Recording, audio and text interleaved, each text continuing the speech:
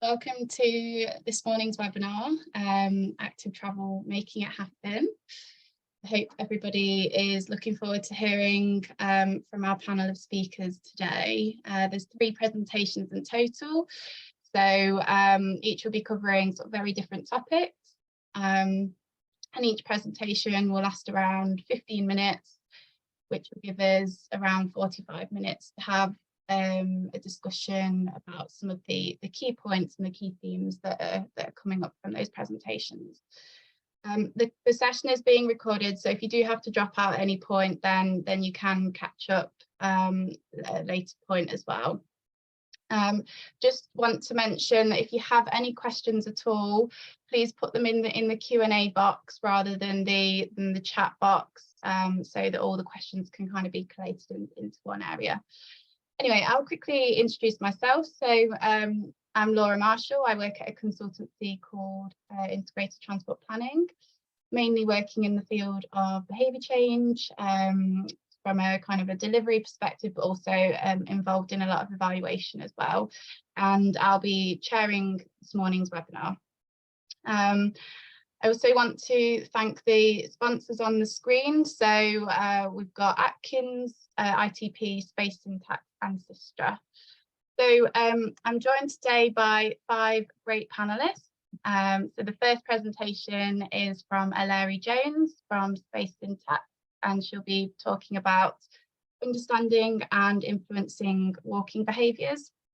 And I think she'll be joined by her colleague Ed Parham for the Q&A in the second half of the webinar as well. The second presentation is from Peter Crowther from Atkins, and he'll be discussing how we can improve walking and cycling connectivity between rural and urban communities, and he'll be drawing on a case study as well from Cambridge Greenways. And the third presentation is from Yvonne McMinn and Ian Burden at SYSTRA, and they'll be discussing active travel modelling and appraisal. But I think before we go on to the first presentation, I just wanted to highlight the Active Travel Directory for 2023. So yeah, this includes details of all organisations that can kind of provide support for you and your active travel projects. It's well worth a look if you're seeking that kind of additional assistance. There's the link on the screen now, but I think it's also being added to the chat, so you can access the link that way too. So yeah, I'll hand over to Eleri for the first presentation, and as I've mentioned earlier, if you do have any questions, please put them in the Q&A box so we can monitor them.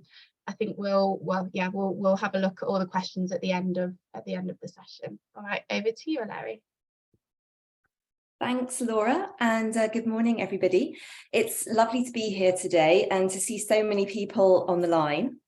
My name's Eleri Jones, and I work for Space Syntax, which is a spin-out from UCL. And over about the last 30-odd years, we've been developing a strong evidence-based understanding of how cities work, particularly thinking about the functioning of urban street networks. And today I want to talk to you about our evolving perspectives on how our work relates to active travel. This is an area that's relatively new for us. It's taken us outside our traditional role in the planning profession. It's brought us into contact with a whole range of new partners, and it's made us look at what we do in a different way. So first off, what is it that we do at Space Syntax? Our aim is to design places with street networks which help people move around easily, on foot, by bike, by public transport, or in a car. What's unique about our method is that we look at how all the streets in a network relate to all the other streets in the network, as this has a fundamental impact on how people move around in the urban system. We're not analysing people moving around, we're measuring and analysing the streets themselves, because the way the streets, or rather the spaces, are organised creates a potential for different types of human behaviour to occur on them. This is made much clearer, I think, on the next slide. when we visualize the potentials of the street in a static map, which you can see here colored blue to red. So red streets have connectivity to the broader network and are more likely to be used to get from one part of a city to the next. And because of this, they have potential for being busy, lively places, what we might think of as high streets, particularly as the pedestrian movement and footfall they support help them attract commercial uses. Blue streets, on the other hand, are those with the fewest connections to other streets. They have the greatest potential to be quieter places because they're harder for people to access, and so they're often residential. And these are the network properties of individual street systems, and they correlate with observations of real human behaviour in and on street networks, which we've undertaken for the last 30 plus years. You can see all sorts of outcomes from this type of analysis, as you can see on this next slide. But typically at Space Syntax, we use it to help our clients make decisions related to planning physical infrastructure in developments, neighbourhoods, or cities. So why and how are we involved in active travel? Well, the why is probably like many other people on this call. We're concerned about the climate crisis, and we're trying to figure out how we might contribute to supporting net zero targets.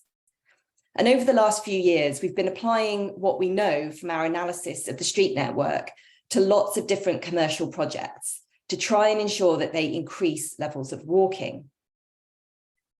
Our starting point, illustrated pretty clearly on this next slide, was that decisions on physical infrastructure over the last half century or so has had several unintended consequences. The main one being that it's now difficult, if not impossible, for many people to walk anywhere as part of a daily, regular routine. This is because the physical infrastructure of the places they live and work was designed to support people driving in a car, not walking. So to illustrate this, on the next slide, I want to show you a piece of work that we did back in 2017, because we have been thinking about these issues for a few years now.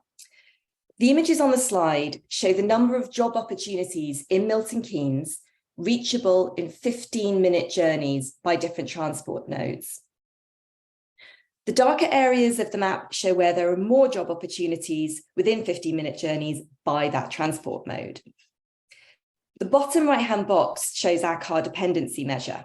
And this was calculated as a ratio between the number of job opportunities available within the same journey time between public transport and private vehicles. The darker the colour is, the greater advantage of using a private vehicle. What we can derive from this is that the people who live in dark blue areas on the map are probably dependent on a car for a good reason. Their jobs are located too far away from where they live to allow them to walk to work. However, changing the location of their employment opportunities or their homes is impractical or impossible, at least in the short term. So what now? How is this analysis any use in terms of decision-making or actions towards improving active travel levels? So our experience over the last few years has taught us a few lessons. Firstly, it's important to compare this analysis against data about what's really happening on the ground. i.e. you need to incorporate data on where people are actually walking and how they get to work. The street network's a system that affects people's daily decisions. So adding in this extra data allows you to establish why something's happening in a location rather than just where and when something's happening. Secondly, rather than focusing all our attention on the parts of the street network that don't support walking, we started to look at the parts of it that did. We found areas of towns and cities where there was good infrastructure for walking, but this wasn't matched by high levels of actual walking activity. We realized this is still useful information because these are areas where you might not need to change the physical infrastructure to get people walking.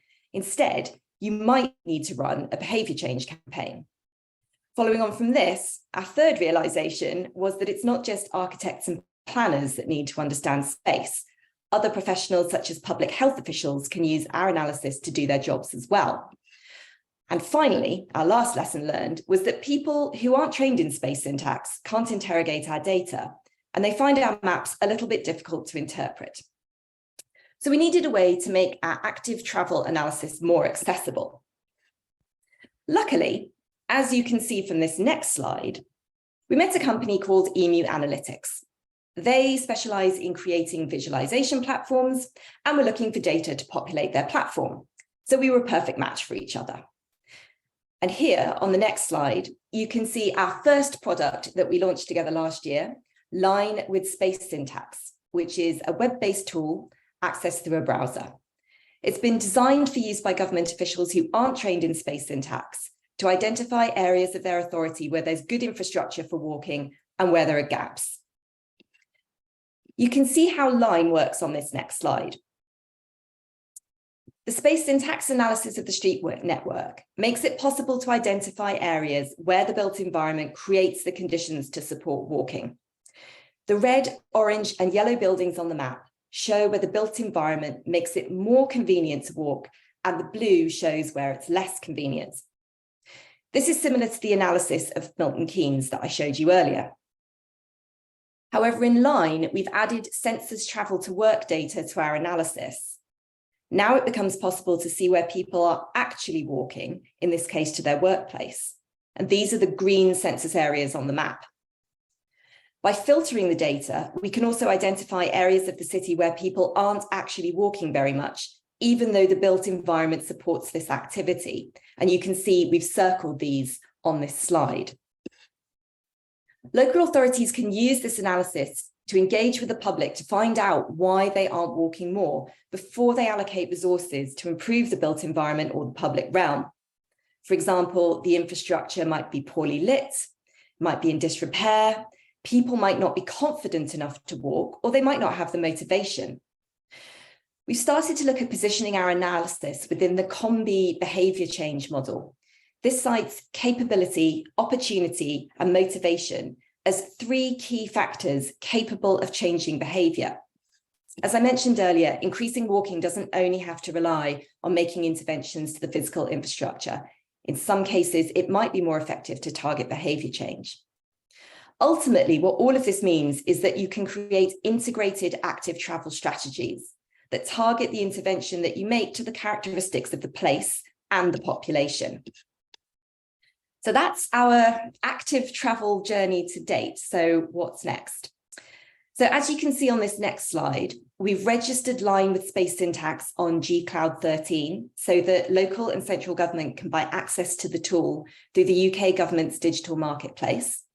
We've engaged with DfT officials on modal shift, and we've had some really useful discussions with them about the relevance and potential for the Line tool to support local authorities. And we're meeting with local government throughout this coming year to focus on creating new targeted queries in Line, which will be accessible to everybody who uses it. This next slide highlights a really interesting piece of research we've done recently on where people walk to work, which has been published in industry and academic conferences, such as the World Planning Congress run by the International Society of City and Regional Planners, ISOCARP, and the Healthy Cities Design Conference run by the Salus Global Knowledge Exchange. And this research takes the analysis that I've shown here in Line a significant step further. This combines socioeconomic and demographic characteristics with the built environment. So Ed will talk more about this in the panel session, but we're hoping to include this as a function in Line later this year. So we'd be really keen to hear from anyone who has an interest in including this functionality on their account. Finally, as this next slide shows, we also have a broad suite of training programs that we're running from February 2023 onwards, which explore how urban street systems shape social, economic, and environmental outcomes. We illustrate the key principles of our approach and draw on a wide range of case studies from across the UK. So we'd really like to encourage you to join us to explore these ideas and tools further. So if anyone would like to find out more about Line, read any of the papers I referred to, or sign up for any of our training courses, I'll post the relevant links into the chat in a minute, and you can see our contact details here on the final slide. Thanks very much for listening, and please do stay online for the panel discussion where we'll be exploring all of this in more detail.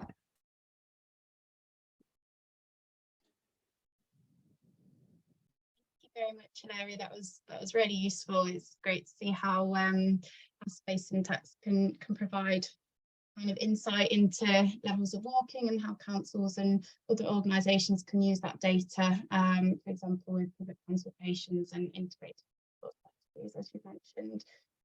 But yeah, I can see some questions coming through on the Q&A. That's great. I think we'll cover these at the end during the panel discussion. But yeah, of course, if anybody has any other questions for Eleri or for Ed, then please pop them in the Q&A box and we'll come back to them. Okay, thank you again, Eleri. I'll hand over to Peter Crowther, who'll be talking about improving cycling connectivity between rural and urban communities. Thank you, Laura, and thank you, Eleri. Yes, I'll just start with an introduction. Who am I? Next slide, please. My name's Peter Crowther. I've been working for Atkins, S&C Levelling within a transport planning environment for, and I hate to admit it, for over 35 years now. I'm a traffic engineer with a working background within highway improvement, public realm and active travel schemes, working in both the private and public sectors, undertaking work from local highway improvement schemes all the way through to multidiscipline projects. My current role, or one of my current roles, is providing design advice and design coordination for the Greater Cambridge Partnership to help them deliver the Greater Cambridge Greenways. So just a few of the things that I'll be talking through today. You could probably have a whole seminar on any one of these elements, so it's quite hard to compress them down into this 15-minute slot, but I'll do my best. So I'm going to talk about this sort of briefly touch on the evolution of active travel routes and some of those sort of key considerations that you wouldn't normally have within the sort of urban environment. I'm then going to talk about, or just give a general overview of the Cambridge Greenways. And if we've got a little bit of time, I'll work through or talk through some of the rural active travel design examples, just to sort of give you a feel and a taste for some of those issues and concerns. So with respect to the evolution of active travel routes, obviously we've got a population growth, rising house prices and availability of land for house construction has facilitated the development of new communities and homes further away from existing employment centres, resulting in a demand for new infrastructure and greener transport links to enable access for an ever-growing workforce.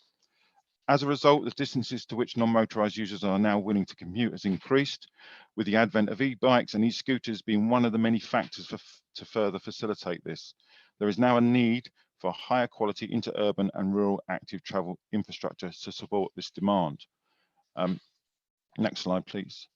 So obviously this comes with its own unique, I wouldn't say in some cases unique sets of challenges.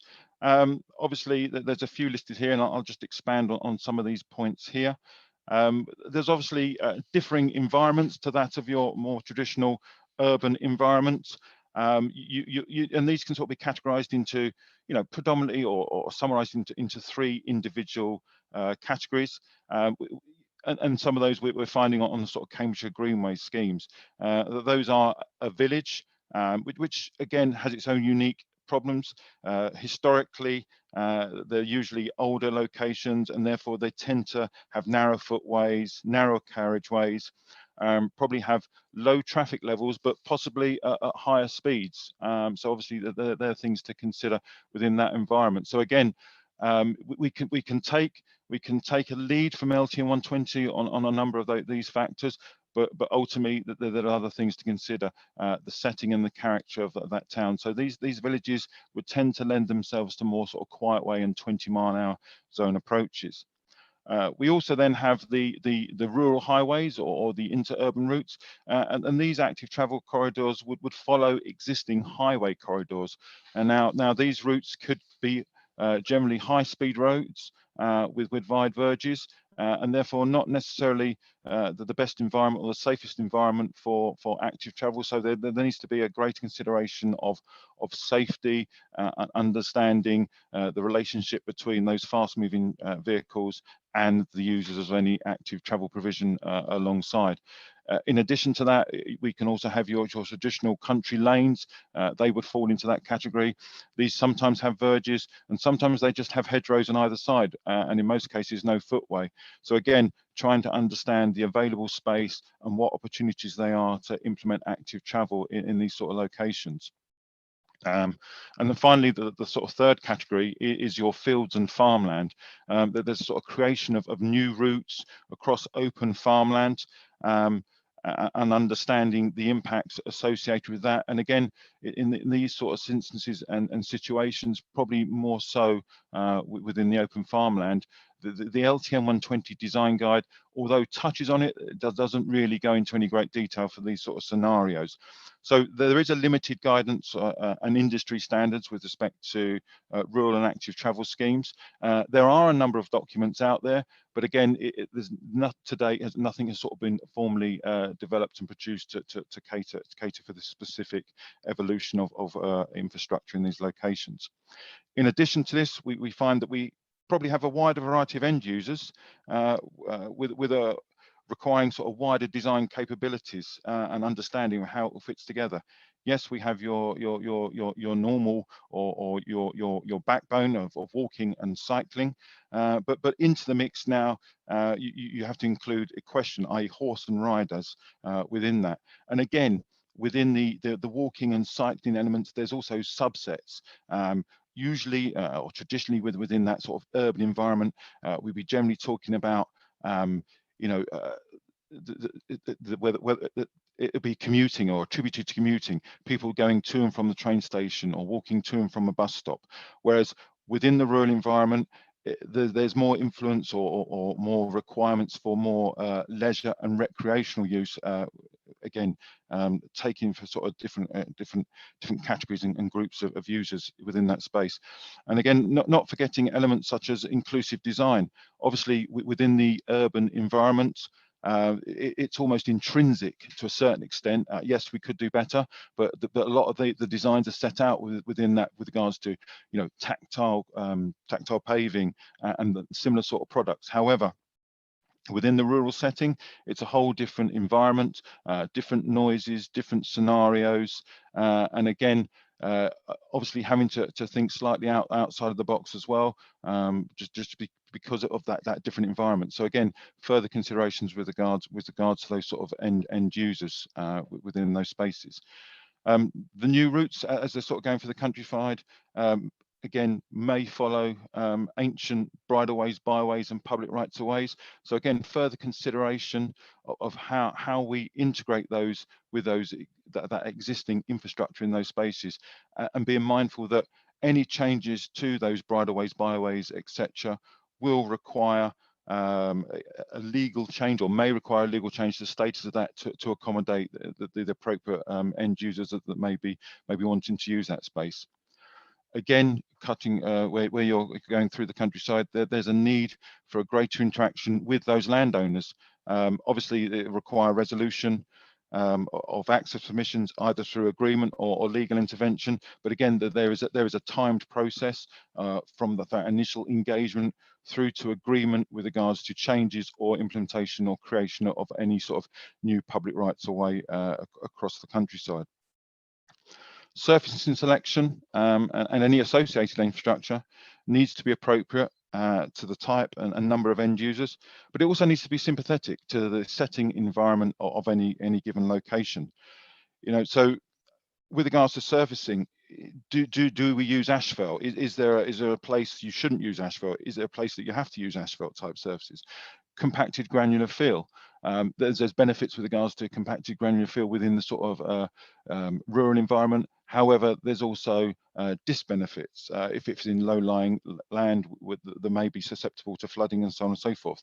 And there's more opportunities to use multi-user passes such as rubber crumb.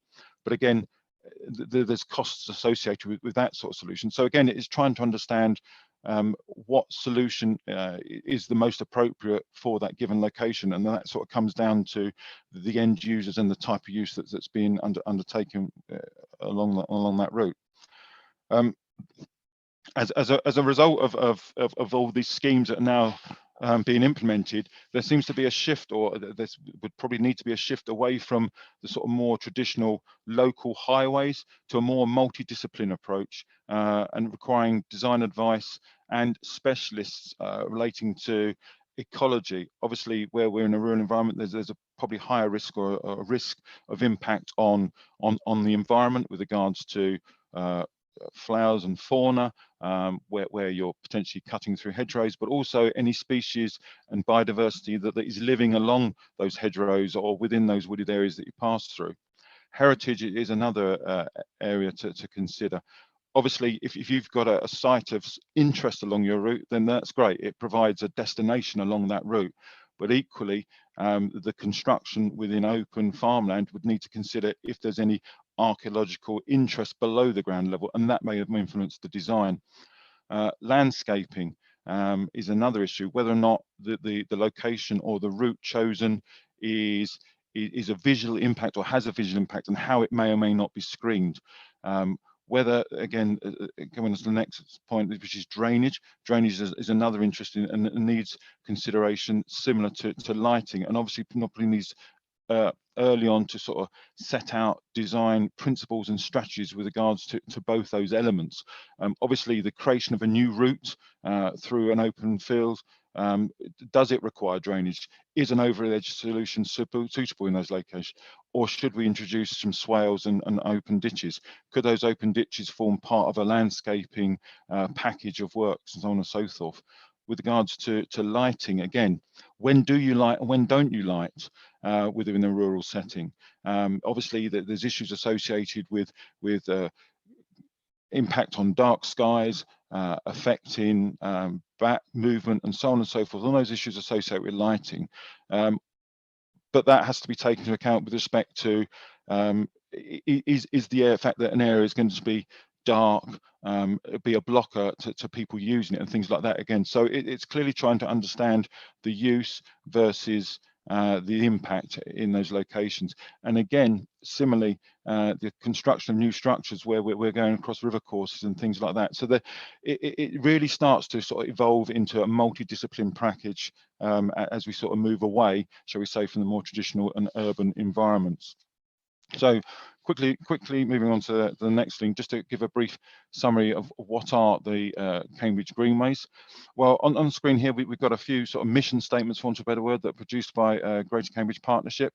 It gives what is a Greenway. It gives a clarification of what it is or what the interpretation is, and generally what they're saying, it should be all inclusive, including for walking, cycling, horse riding, and follows off-road and on-road paths along the route.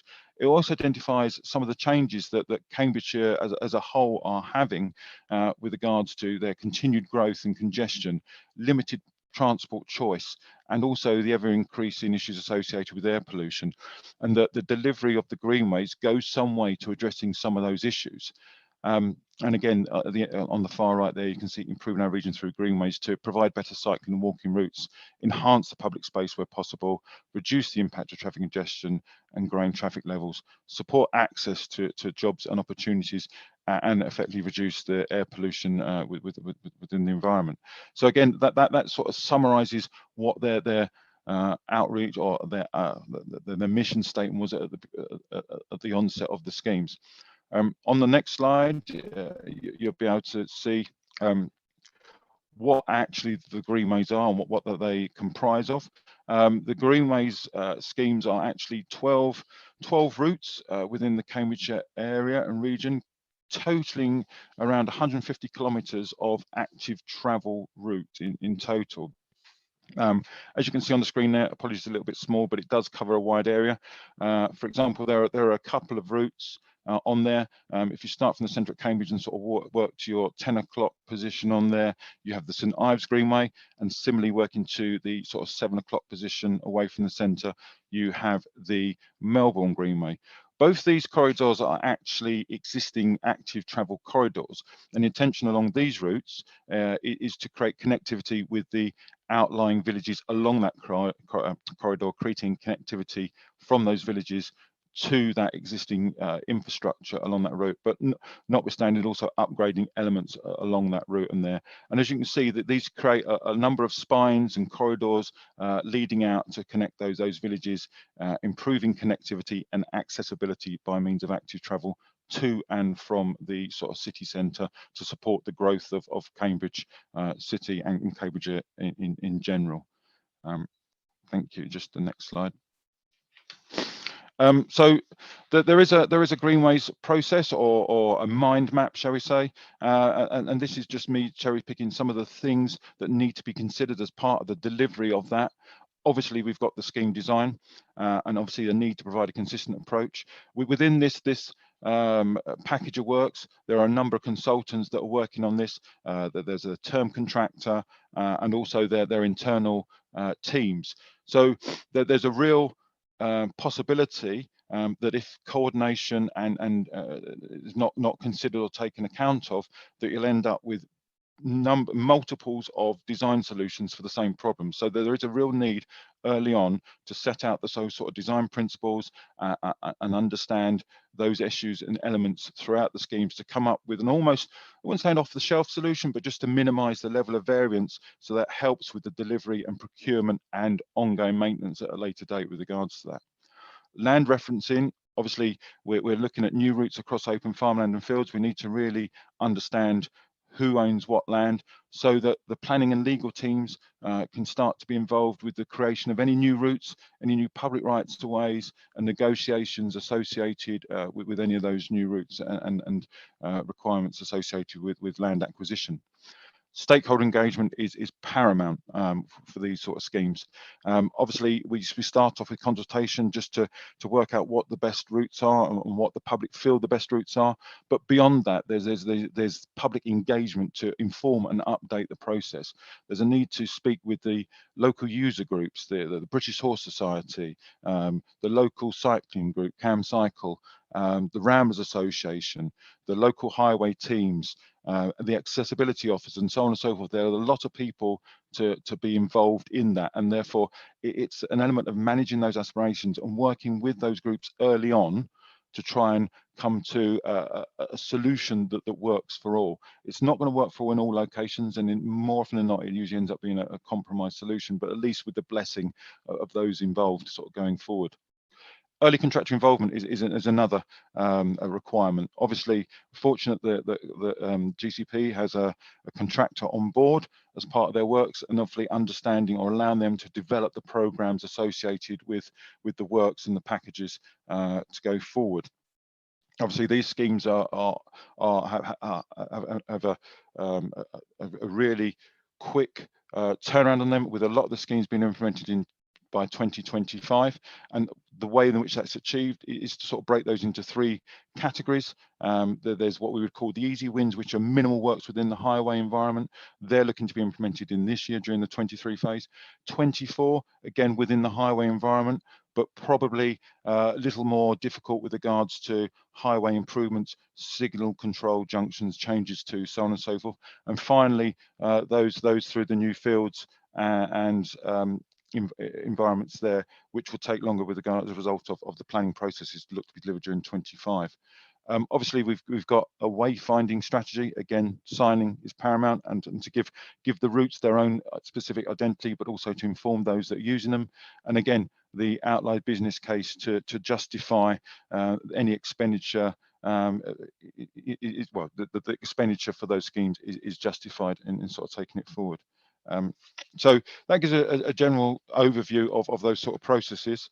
I can probably just quickly run through a couple of the examples after. I know that I'm probably running a little bit over on this, but it just gives a few examples, and it just sort of puts those sort of issues on the screen.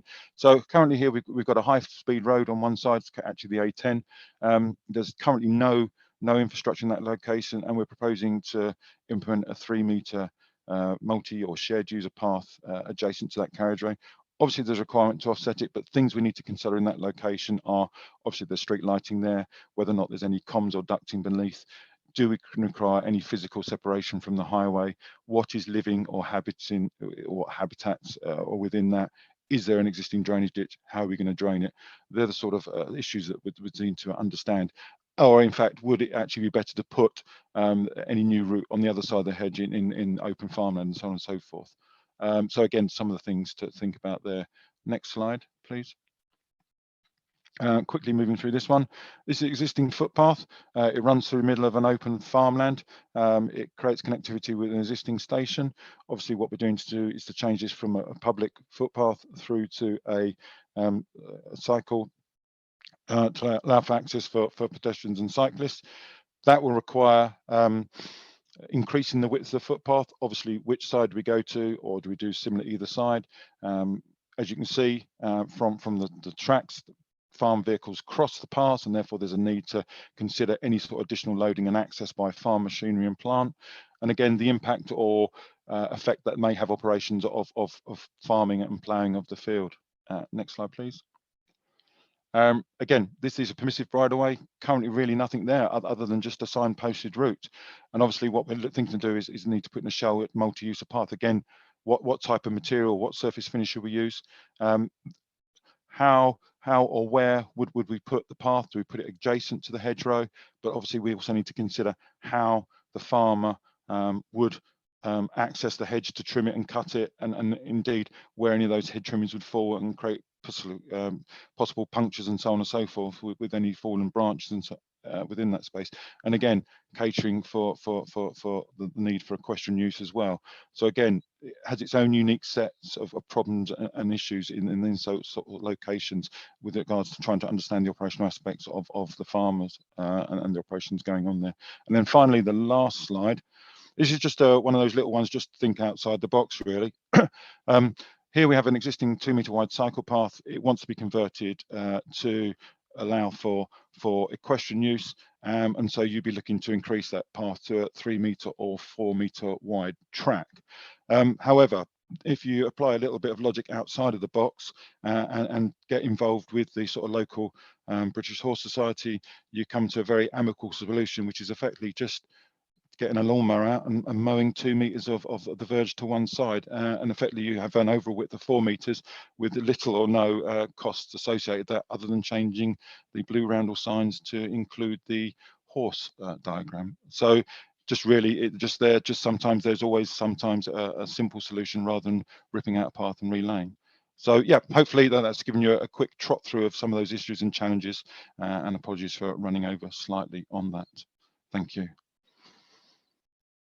Thanks very much, Peter. No, that's really useful to understand some of the challenges that are facing sort of rural active travel schemes, and some of the things that we need to consider for sort of the most appropriate solutions for them. And it's also really interesting to hear about the 12 Greenway routes as well.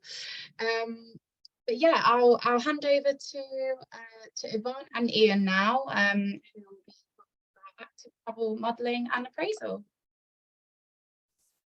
Thank you, Laura. Hopefully everybody can hear me. I'm Yvonne McMinn from SYSTRA.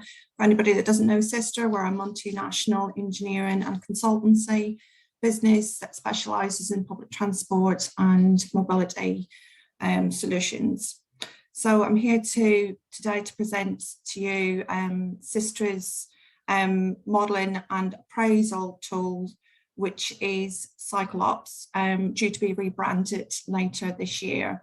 And I'm just going to give you an overview of the current cycle modelling tools, cycle schemes, assessment tools, SYSTRA's business case sandbox, and then go through CycleOps. And just to give you a bit of an overview of the where CycleOps has actually come from. So SYSTRA actually run a entrepreneurial challenge program called Spark, which brings together multinational teams to come up with solutions in industry where there's perceived problems.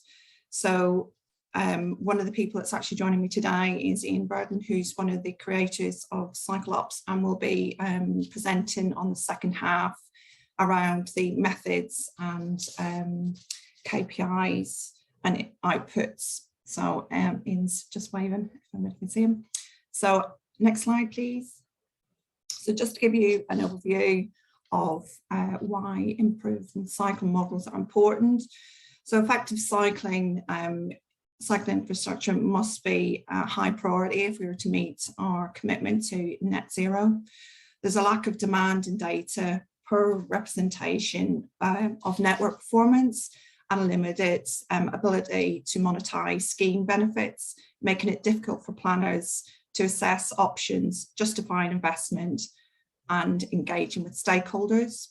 So typically there's high value for money schemes, low upfront investment versus high levels of benefits, but uncertainty on inputs and benefits calculation means that cycling is ignored and in the appraisal stage. Set against highways and public transport elements with more substantial evidence base. So there's many benefits not captured in the existing tools. I'm going to go through those in a minute. So cycling schemes may not stack up, compete as well as they could economically against others. Yet the gaps in modelling and marketing tools neither do what they do. You're kind of broad brushed, so they're expensive and very time consuming to build. Next slide, please. So in terms of what's available in terms of 2D, we've obviously got the Department for Transport AMAP tool. So in terms of the advantages that it has, it's standard for assessing the economic benefits of active travel schemes. And whilst there is obviously, it's quick and familiar and trends, benefits derived from a scheme. The disadvantages is that the benefits are largely detracted by PCT uplift scenarios chosen. There is also the safety elements and incentivize to assume minimal cheapness. Next slide, please. In terms of 3D modelling, there's the advantages obviously bespoke to route context. In terms of infrastructure, spatial details, considers demand using competing modes, can be calibrated to observe cycling data, varied outputs data, so links and flow, OD details, catchment changes and time savings. Whilst the disadvantages are large data elements required, time and cost incentives. Outputs are tied to the quality of inputs, includes rerouting specifications and can be difficult to verify. Next slide, please. So why did SYSTRA come along and create the two appraisal and modelling elements? So obviously we understand the 3D and 2D models within the cycle. So we created Sandbox, which has more elements for inclusion. So it's bespoke and picks up safety benefits for cycling rather than car drivers benefiting from multimodals. Mental health benefits received versus expected modelling and non-commit journeys. And then the BVA based, if a scenario is tested, or even if we've done a lot of testing around Monte Carlo, and Ian will be taking us through that later in the slide in terms of the work that we've done on the simulations around that. So in terms of, next slide, please. Sorry. So in terms of accurate testing and reliable assumptions, it's necessary for any business case, so that it's a challenge to describe benefits across ambience and health, mode shift, when the reality is that there's obviously local and often changeable elements. To this end, we've given the fact that investment in active travel schemes tend to deliver significant benefits regardless of what assumptions are used. which is why Sandbox was created. So we've built Monte Carlo simulation to have randomly assigned assumptions and reasonable change rather than using a few careful chosen cases. So in terms of what we've done next was to create Cyclops, which is So in terms of the advantages of the software is that it's more reliable and can hold a large amount of data collection. It's quick to develop. So in terms of man hours, it's a lot quicker. It's flexible, and the infrastructure links are perceived improvements and scheme costs. Next slide, please. I'm just going to hand over to Ian to take you through the method and outputs. Thanks, Yvonne. Yep. So as Yvonne said, we've developed this Cyclops tool, which is aiming to fill the gap between the data and expensive multimodal models and the AMAT spreadsheet approach. So next slide, please. So it's been based on a QGIS platform, so that it doesn't require a specialist platform to run, and is targeted at bringing out cycle infrastructure benefits to stakeholders and demonstrate their worth without having to have the detailed modeling knowledge in the background.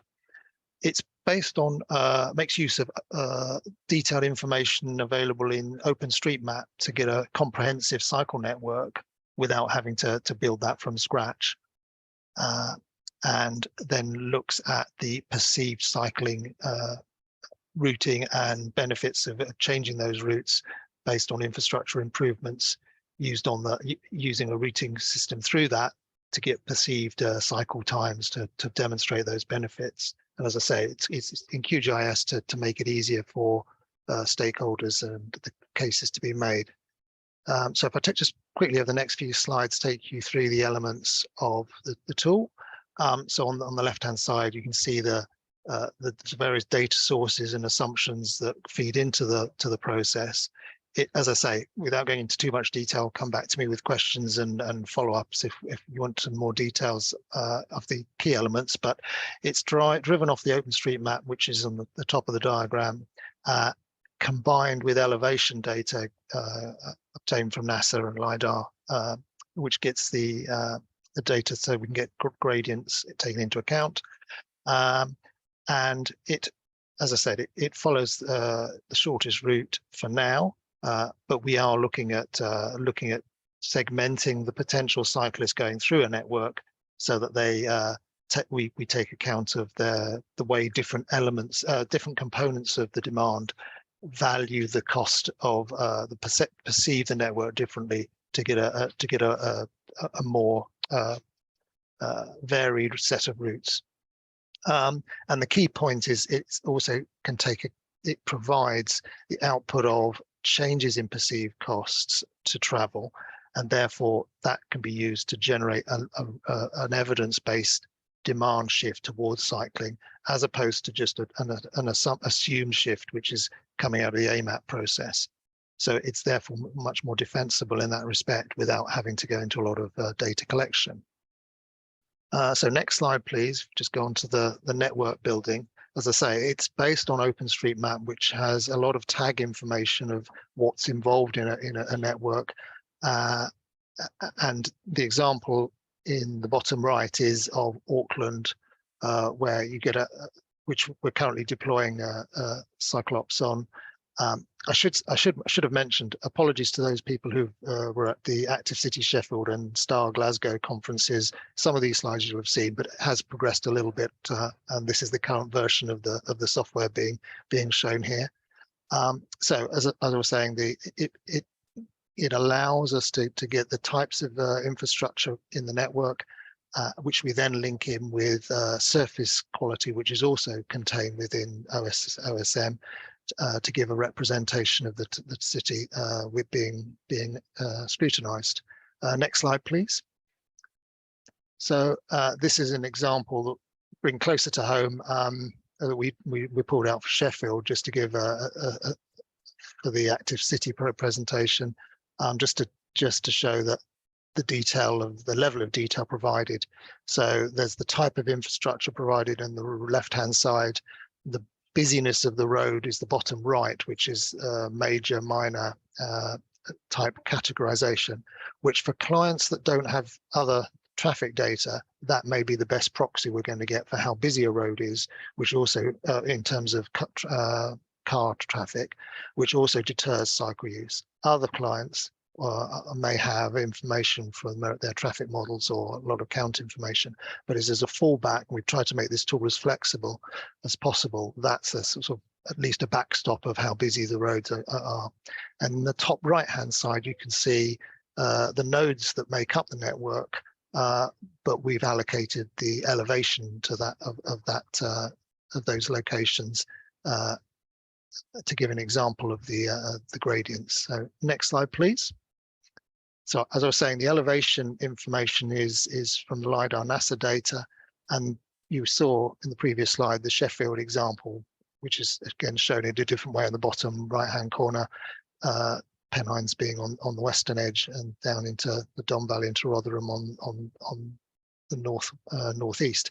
We've got the example again for Auckland shown in the middle, and another example, Westminster borough in the centre. So we get the elevation of the nodes, and that enables us to create a gradient, and that can then be converted into perceived cycle effort based on various physics equations that we can then add to the perceived travel time. Next slide, please. So as well as surface and elevation, there's also the perceived safety and ambience of the journey. So in this very limited example, we can across Auckland Harbour, where everyone has to go on the bridge at the common part of the journey, but you can see at other parts of the journey there's some variation in the route depending on what weights you give to the various elements, be it varying by safety and perception. So that enables us to more accurately provide the routing information and to take account of the improvements to infrastructure as they're put in. Okay, next slide, please. And I would say this is a pretty special example, but most of the improvements we'll be looking at are along cycle corridors. But in this example, where there was the provision of whether we allow cyclists to cross the bridge over Auckland Harbour, this gave the sort of what people have to do before in the diagram on the bottom right, but the left-hand one shows what happens if you had to take effectively a boat to get across the harbour compared to go on the bridge. But you can imagine how that would work on infrastructure along a corridor as well, and so a massive saving in terms of time and distance for the cyclists when that scheme is introduced, which is the application we're currently working on. Next slide, please. So I mentioned that it was based off OpenStreetMap tags to allocate the type of infrastructure that each link has. There's about 20,000 or so theoretical combinations, but in practice, probably only about 350 of those make sense. And of those, probably we then convert it down to 120 cyclops infrastructure types, which are defined by the various cross-section combinations demonstrated in the top of the diagram, but on the right hand side there's effectively a set of what's going on in the direction of travel in the blue column and what's going on in the opposite direction, what's coming against the cyclist in the green column, and the combination of those actually means there's 350 combinations, but probably only about 50 of them are realistically ever used. So it gives us that sort of way of calculating the difference of perceived cost based on the infrastructure provided, and then change them when schemes are implemented. Next slide, please. And we're now at the point where we're adding in, depending on the client, the information that links in the census, the demand for cycling. And that depends if they have, maybe they have a model which includes active mode, or otherwise we can use census journey to work, or Strava Metro data can be used to define the to glean, if they're a public body, to glean the cycling behaviour to start off with, and then that can be used as the basis to how that might change in the future. We're still at the point of developing extra metrics and KPI indicators, of bringing in things like accident savings and health benefits in a way that can be easily digestible to stakeholders, which enables them to make the decision as to what the improvements would be from a scheme and demonstrate their value, which often gets missed if you just look at AMAT, or if you don't have a big multimodal model to apply, like TfL's Cinnamon, which is, I should have mentioned at the beginning, my exposure in the past is multimodal modelling, including Transport for London Cinnamon model. Next slide, please. So I think the combination of the Cyclops infrastructure and assignment component, and what we probably didn't go into in much detail, was this sandbox assumption of changing parameters to get a Monte Carlo distribution of the potential benefits based on changing parameters, fills the gap and is a very cost-effective way of being able to demonstrate the worth of a cycle infrastructure. I think that's the last slide. Thank you. Thank you very much. Excellent. Thank you very much, Ian and Yvonne. That was really useful, and I can see that there's been quite a lot of chat through the Q&A, so lots of people submitting questions, which is great. I've been noting down a few questions from throughout the session, and I think we'll probably kick off with some questions for Ed, actually, sort of going back to the first presentation. I think there were some questions specifically relating to the software, that, you know, and the line tool that you offer. So there's 3 questions for you, Ed, and let me know if you need me to repeat any of these. But does your software cover cycling, or is it just walking? Is the line tool open source, or does it support integration with GIS softwares for spatial analysis? And then how granular or micro does the assessment of the existing network extend? So yeah, I'll hand over to you on that. Can you hear me all right? Just to double check. Yeah, great. Yeah. So the first question is, I'm afraid it's not open source. I think there's some issues with, it's got OS data sets in it, which are, they can be heavily discounted for the public sector. But outside of the public sector, they're not a part of our agreement to be able to use them, is that we can't make them open. So there are some restrictions around that. I think I put a couple of things in the chat. With Line, it would be a customized individual instance set up for each local authority. It would be customized for whatever the needs are of that local authority, but it would include things like some of our data sets around the walkability index, census data, all of those sorts of things. It can import GIS data really easily. You can just drag and drop GIS data. So if you've got your own drawings, you can drop them in, overlay them on analysis that is already done. It's really about visualizing and presenting information. It's not for rerunning analysis or anything like that, but it's really helpful to layer existing analysis and use it to ask and answer questions. Around cycling, I answered a couple of these in the chat, but just in case people haven't seen them, last year we did quite a lot of research where we took data sets that were available at a national scale, and we wanted to understand what are the relationships between urban form and how people get to work. There's a whole series of other kind of questions and a whole series of other lines of thought that we could go into on this. I think one of the really key bits is that we were looking especially at walking. We did find really interesting associations with cycling as well. I posted a link to a paper that we presented in a conference last autumn. One of the things that we found, and again, to explain what we were looking at, it wasn't so much the individual routes that cyclists choose to follow. We were looking more at mode share. Where do you get more people cycling? And one of the things that we were finding was that it was cities that tended to be bigger. We found some really interesting things. So we would have expected that bigger, better connected cities would have higher levels of walking. What we found was that in the more central areas they had more walking, but in the more peripheral areas they had much higher levels of cycling.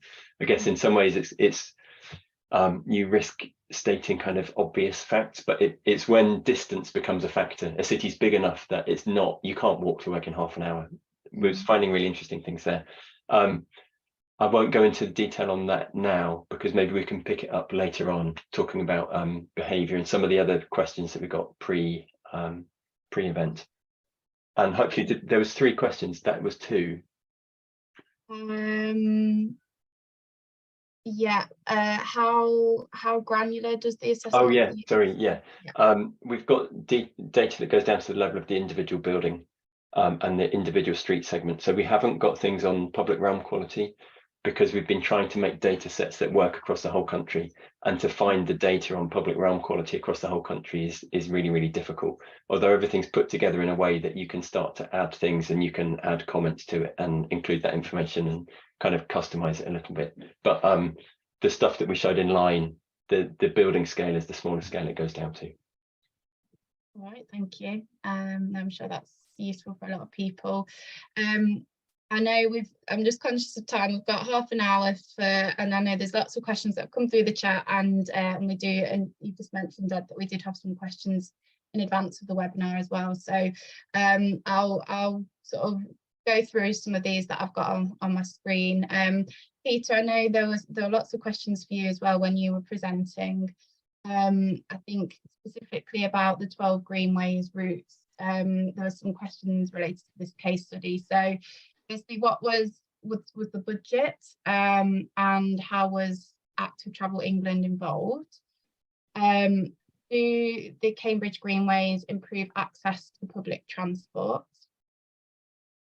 And then, is there satisfactory bike parking at such stops as well?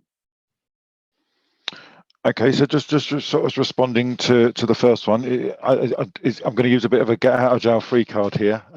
My involvement with the schemes is sort of more towards the design end, so actually understanding the why fors and what fors early on. I probably couldn't comment because I might give the wrong number or say the wrong thing. I will say, with regards to the overall costs, it's or the funds that were obtained is a big number.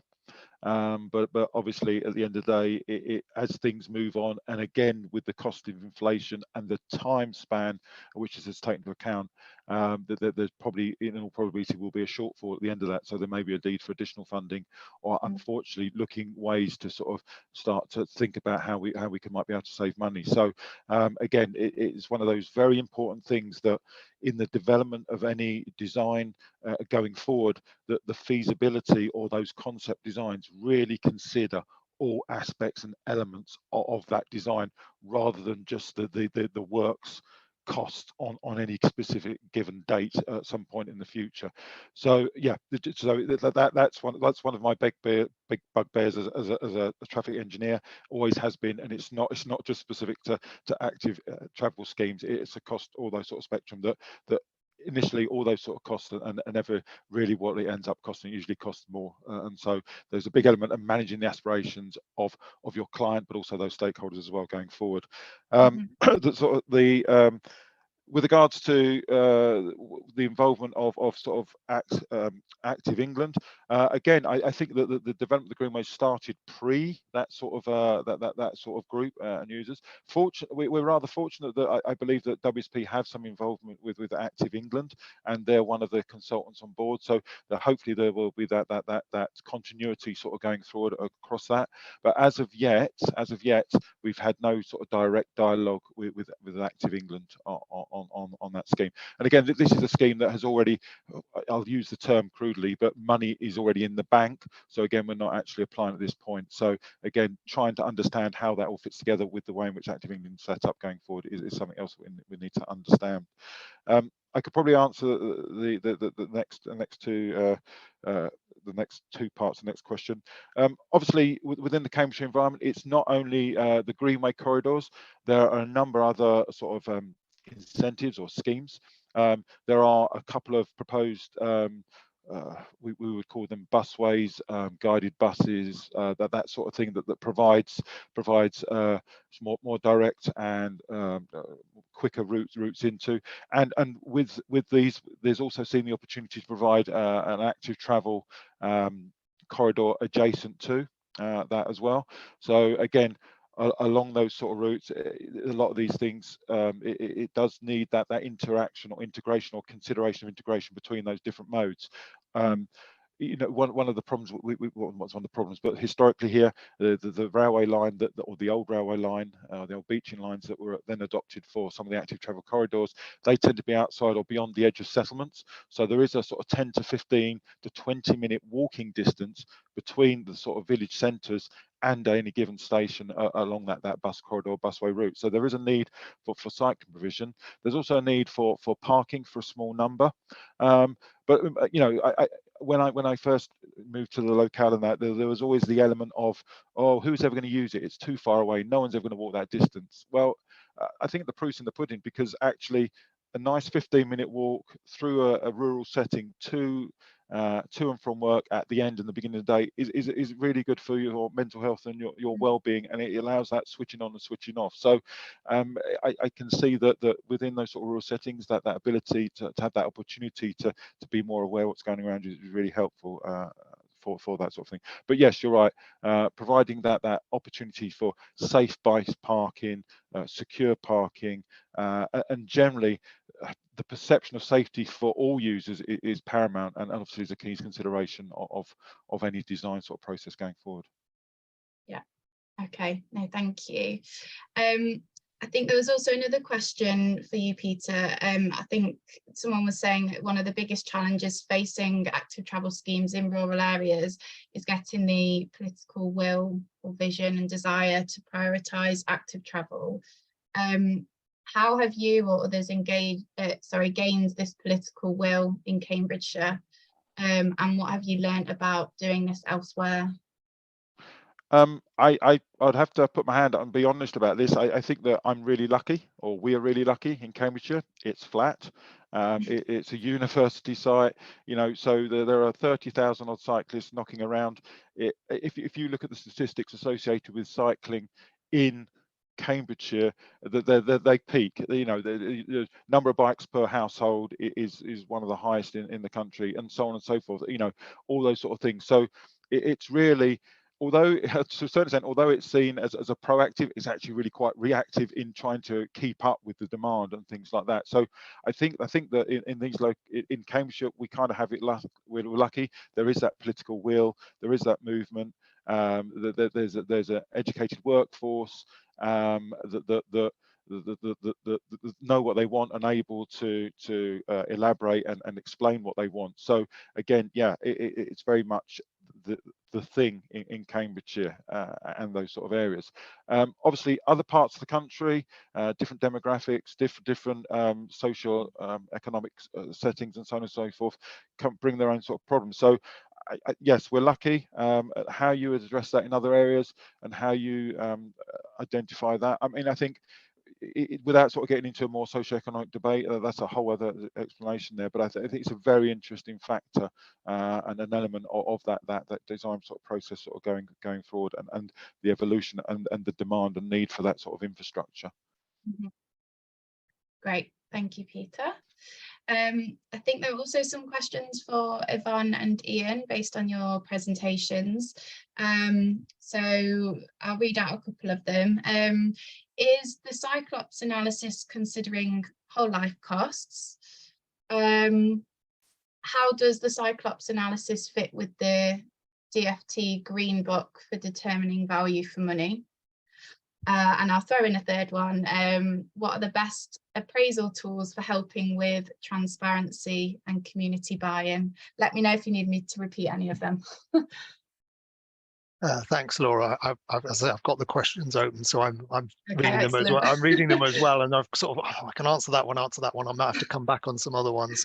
Yeah. And I know Yvonne is also typing away an answer. So ones it certainly can consider whole life costs, but that it links in with the the way that we're linking in CycleOps with the sandbox, which is the one where we take on the parameters from AMAT and apply the Monte Carlo approach, where effectively you're looking at whole life costs and infrastructure costs, and we are changing the parameters and assumptions that feed into those over a range to effectively give the reassurance or otherwise that depending on what parameters you happen to pick, the scheme would always stack up, or if you've got to look at it in more detail.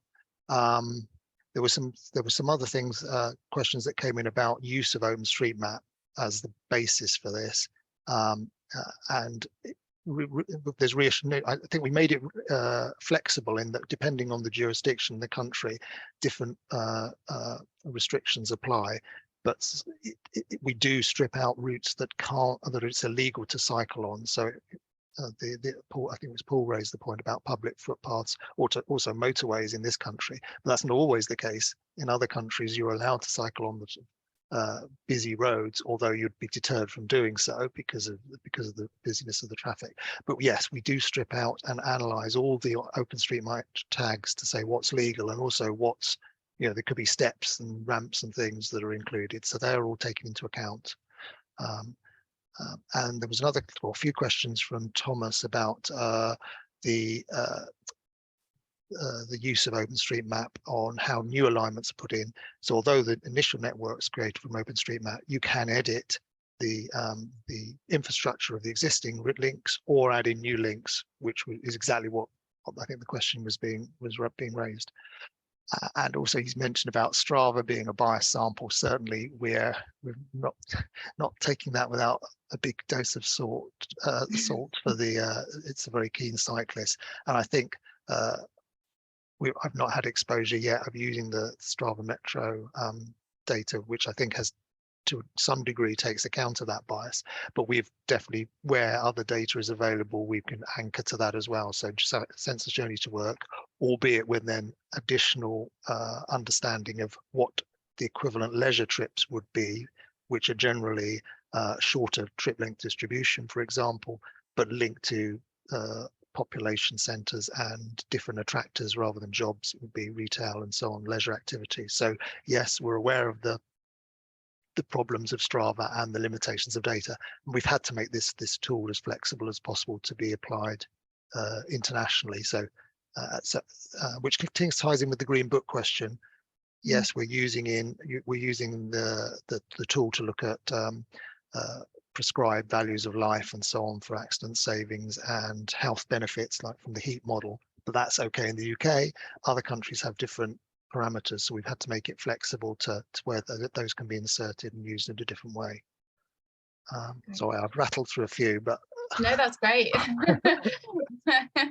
No, that's excellent. Thank you. No, I'm pleased you've been able to see the questions in the Q&A as well.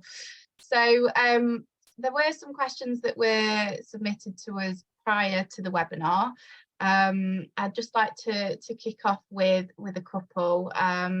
So first one is from Christopher Fish from Essex County Council. Is the design detailing of streets in new developments holding back take-up of active travel? And if so, what is the best way to address this? And I guess that kind of links in with a question from Ian Stokes from City of York Council. Will any future revisions to NPPF strengthen the case for securing more active travel measures in new developments? I don't know if Ed, maybe you want to start off with that. Yeah, and also I think I could also link it into, there was another question that was sorry, I haven't got it in front of me, so I don't know who sent it, but it was, what comes first? Is it behaviour change or infrastructure? And I think all three of these are all really interrelated. I think Eleri mentioned that we've done some research, and she had a slide that showed 3 different papers. Last year, we have a model of the whole of the UK. We take the spatial network, street network, pedestrian cycle routes, link it to all land uses. We have a series of metrics that we pull out of that, and we wanted to validate them to understand, can we explain mode share at things like local authority level and MSOA level.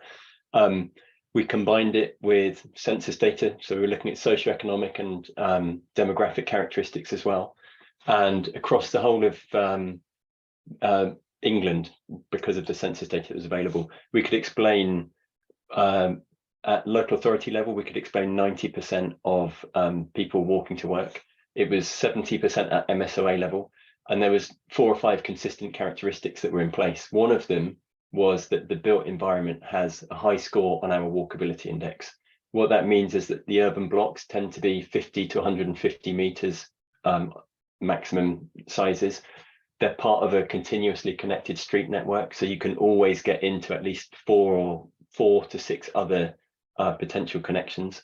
But what was really interesting was picking up these questions about age and household size. And what was really influential was actually the places where more people used active travel and walked were areas which were aged 18 to 30, households without children, but also high walkability. There was really inconsistent findings with income, which was really interesting. And it wasn't a consistent thing across the whole country, and it varied a lot. But then that then feeds back into a whole series of other questions. And I think what we took out of it was that the public realm is important to encouraging people to walk, and removing barriers makes it easier for people to move around. But if the bigger characteristics of the city aren't in place, if you haven't got a network that's easy to walk through and there are things to walk to, you don't get many people walking. You always find outliers. This links into Eleri's, she mentioned the COM-B model about capability, opportunity and motivation. You always find outliers where the environment isn't in place for people to walk, but more people than you expect are walking. And they tend to be the places that have got higher amounts of this 18 to 30 population and higher numbers of households without children. So without that underlying spatial characteristic in place, it's really difficult to get people to walk. I think there's then a whole series of other questions that link into design and kind of planning policy. And I mean, some of those, if you look at the individual data that's in the census, you start to see things around generally the more walkable urban centres have a younger population that are living there. We can see associations in the census between age, number of children per house, and the type of house people live in. Bigger houses don't tend to be in the more walkable centres. You can start to see car ownership increasing when people get to, I think about 45, and multiple car ownership per house increases a huge amount when people get to 45. So there's a whole series of questions of kind of chicken and egg things. I think from the perspective of a local authority, you can't really change the age, the income, whether your residents have families, but you can do something about the built environment, and you can start to change that as a part of this complex system. And I think when you start to look at how are the local developments being designed, or large scale housing developments, do they create the permeable spatial network? Has it got a good mix of land uses? Is it integrated with the wider city? Has it got a mix of units which are affordable for all types of occupant? Not just, I mean, it tends to be that you get higher density, smaller units in more walkable centres, but what about larger units for families? So there's a whole series of questions that can come into it. I think just picking up one final thing on this, because I know this is a long answer. I think one of the really important things is that these are measurable characteristics, and we can be really precise about the characteristics of urban form, about location and layout and mix of uses, and how all of these things work together. And you can start to use that to make a stronger case to say, look, we have this analysis of the whole country to say what's in place, where more people walk. You can look at the characteristics of individual sites and say they do or don't have these characteristics in place, and it's a measurable characteristic that means that you can move away from somebody's interpretation of, oh, if I lived here, I would walk. That's my experience is different to somebody else's, and all those layers of perception and bias and things come into it. So I think we're in a better place than we were, that we have a set of metrics which are measurable and consistent and are validated at big scale to help make those arguments. So hopefully that's, I know that was a long answer, hopefully that's picked up 3 of those. Yeah, no, that's great. Thank you, Ed. I don't know if anybody else from the panel wants to add anything to that.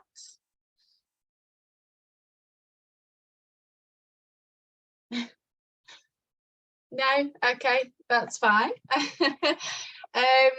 There was a question from Lisa Hughes from the RBWM Local Access Forum about the needs of people with disabilities. Are they sort of getting sufficient consideration and funding? So when considering things like designing pavements, safe places to cross, those sorts of things. Yeah, how much do you feel that the needs of those with disabilities are being considered when designing active travel schemes? An open question to the panel. I'll take a first one at that, if that's okay.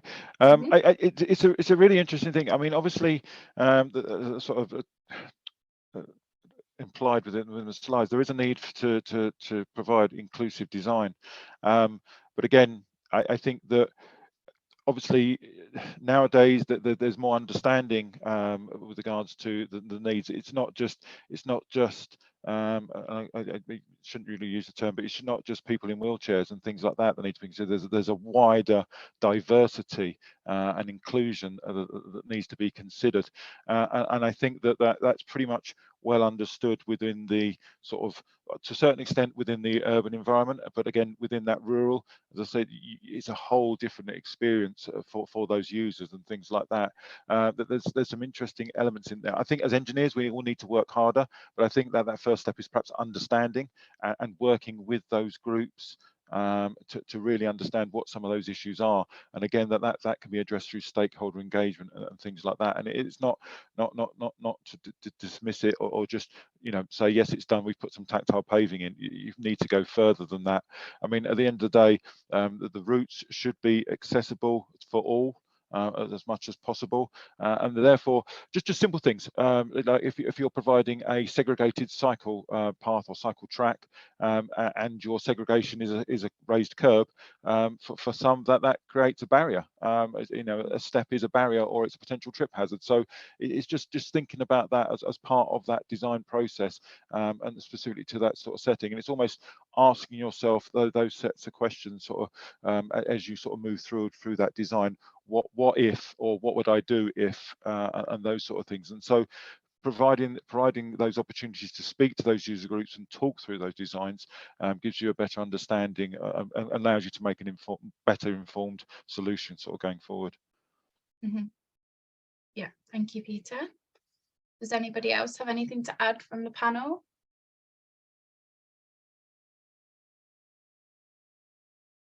No, okay, that's fine. So there's just a question around design guidance for pedestrians, because obviously we've got LTN 120 for cycling. Do you feel that there's sort of the design for pedestrians is supported as well as for cycling? That's probably sitting with me again to a certain extent, but again, similarly to inclusive design, I think that there's it's not necessarily an issue, but it's very much seen, or could be very much seen, as improved cycling infrastructure badged as active travel, and we need to be careful that we don't end up sort of going down that rabbit hole with regards to that.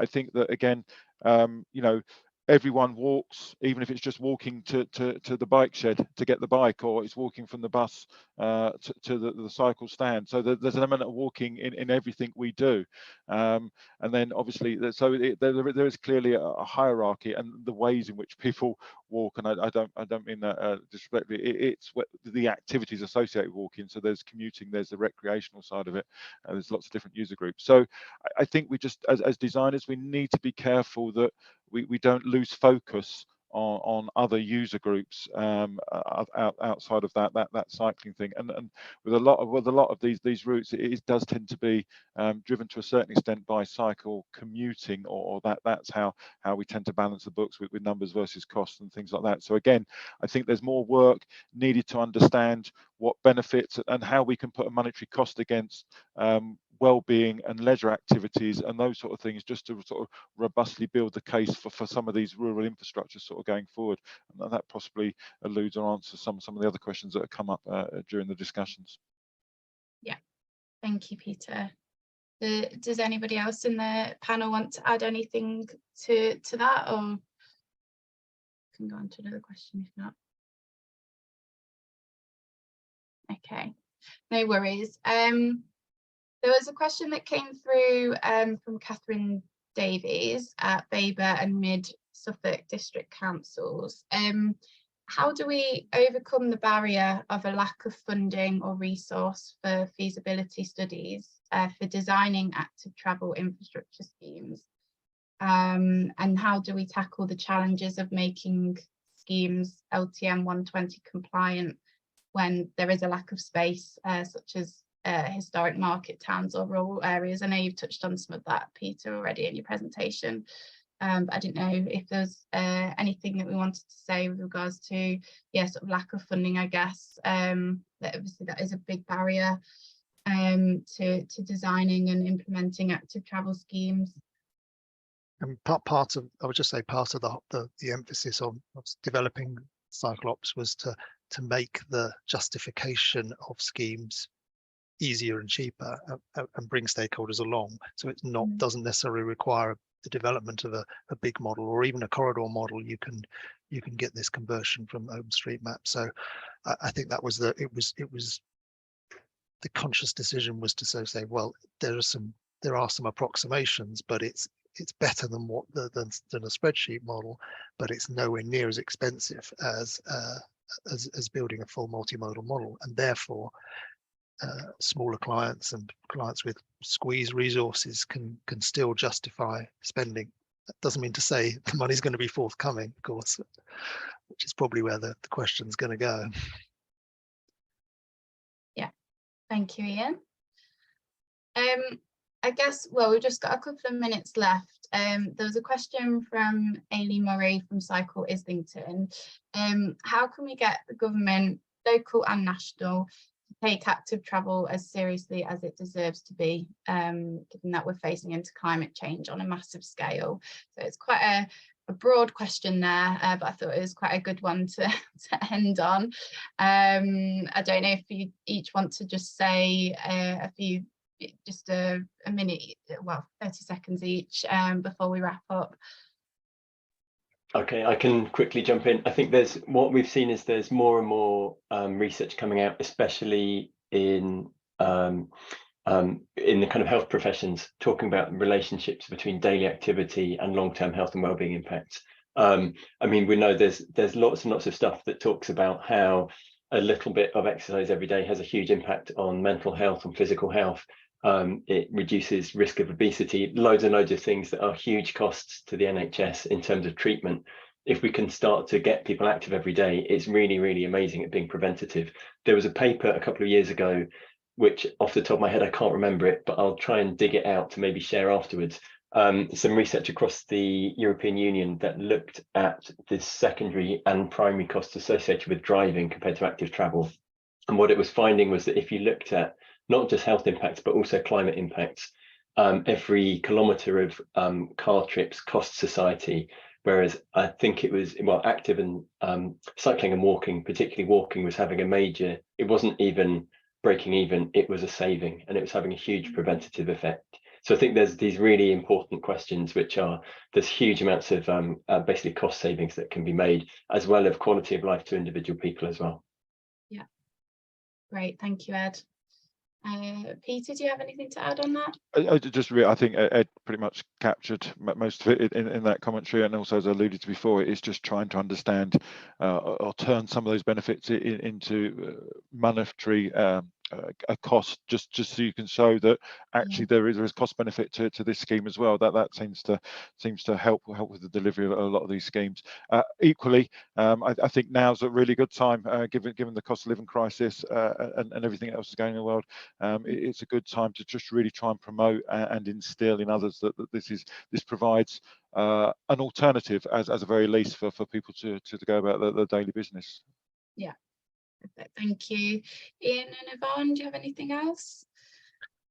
I would just say, I think the tools to make it easier to demonstrate this, the health, exercise, absenteeism benefits that are already allowed, so is all to the making the case and making it compelling.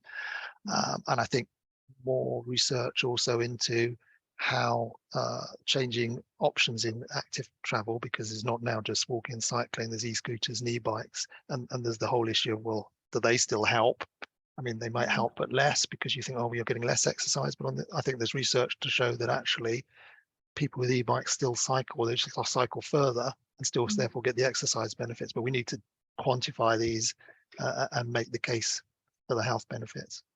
Yeah. And the environmental benefits, of course. Yeah. Excellent. All right. Well, it's 12 o'clock. So we'll close it there. But before we do, I just want to say a huge thank you to all the presenters today.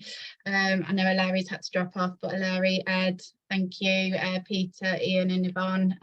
All really interesting presentations. It was great to hear from all of you. And thank you to everyone for joining as well, and for your questions that have been coming through the chat. So yeah, thank you everyone, and hope you enjoy the rest of your day. The recording will be available after, so you can always catch up at a later date as well. Right, thank you. Bye.